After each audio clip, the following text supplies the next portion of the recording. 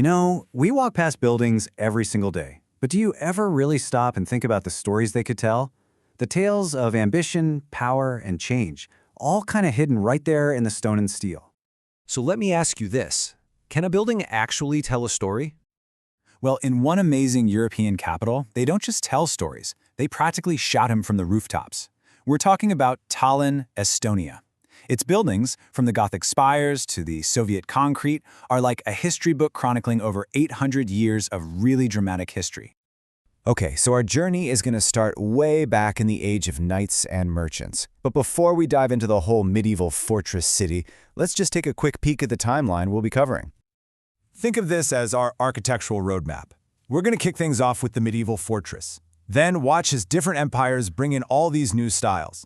After that, we'll hit the crazy changes of the 20th century, dig into the super stark Soviet era, and finally, see how the city has totally reinvented itself today.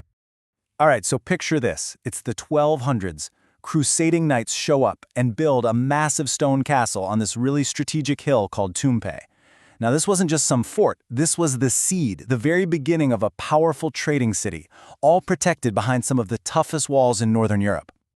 The look of the time was Gothic, and it wasn't just about making things look nice.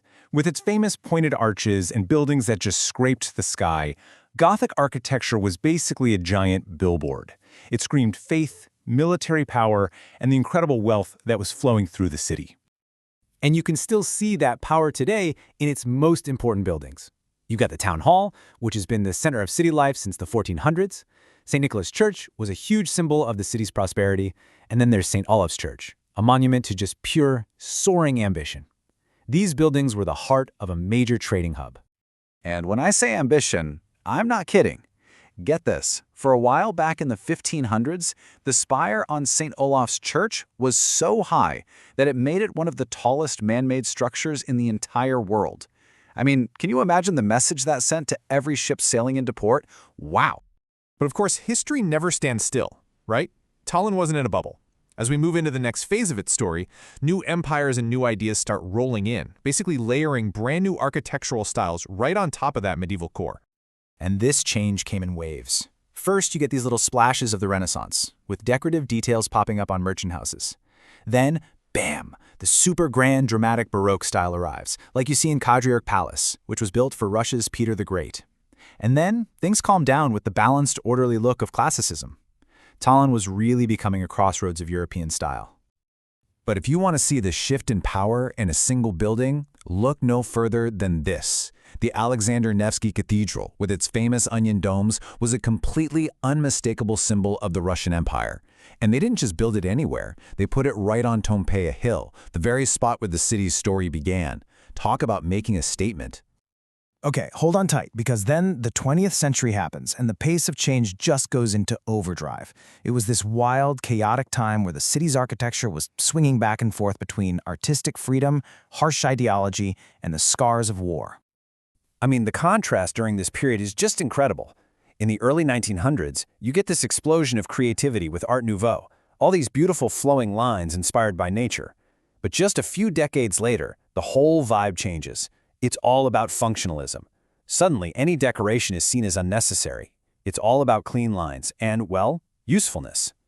And then that era of change came to a sudden, grinding halt. From 1940 to 1991, during the Soviet occupation, architecture wasn't about art anymore. It became a tool, a way to project the power and the ideology of the state. This all happened in two main stages. First, you had what's known as Stalinist grandeur. These huge, imposing buildings that were designed to make you feel small and the government seem all-powerful. That was followed by the starkness of Soviet modernism and brutalism. Just vast, endless concrete housing blocks built for one reason: function. A totally new story was being written in concrete. But then, 1991 rolls around, independence is regained, and everything changes again. This kicks off Tallinn's newest chapter, an incredible story of rebirth and the search for a whole new identity. What's so fascinating about Tallinn today is how it's looking in two directions at once. On one hand, it's carefully preserving its past. The old town was beautifully restored and is now a UNESCO World Heritage Site. But at the same time, it's diving headfirst into the future, turning old industrial zones into cool cultural hubs and putting up sleek, modern glass towers right next to historic buildings. You know, one source I read just nailed it. It said Tallinn is one of those rare cities where you can literally walk through history. And it's so true. You can just feel the centuries under your feet. So when you put it all together, you realize the story of Tallinn is its architecture.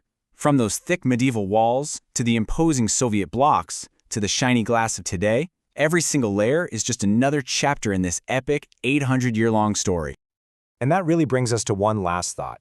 If Tallinn's buildings tell the story of its past, it kind of makes you wonder, right? What stories are the buildings in our cities telling right now? And what kind of history are we building for the future?